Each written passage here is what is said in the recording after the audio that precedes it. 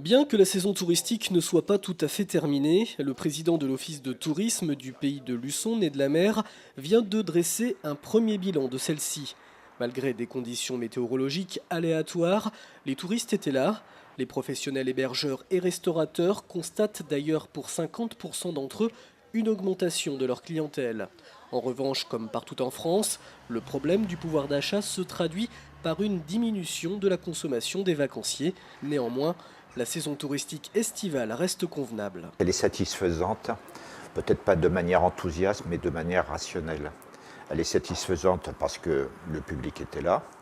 Le nombre de visiteurs, on a pu le constater visuellement et c'est confirmé par d'autres statistiques, est présent. Une petite anecdote quand même, nos visiteurs du mois d'août, accueillis à l'Office de tourisme, ont été pour la première fois, je crois, dans l'histoire de l'Office de tourisme, un peu moins nombreux que ceux du mois de juillet. Il n'en reste pas moins que sur l'ensemble des 2 mois, nous avons accueilli quand même 3600 demandeurs, ce qui représente un peu plus de 7000 touristes statistiquement parlant. Si l'Office de tourisme connaît une baisse de 10% de fréquentation, son site internet compte 70% de visites en plus, soit 270 visiteurs par jour. Quant aux animations mises en place et réorganisées dans leur périodicité cette année, elles ont plutôt bien fonctionné. La chapelle des Ursulines, nous avons choisi l'option d'accueillir des visiteurs en gros que pour des visites commentées en gros ce rendez-vous.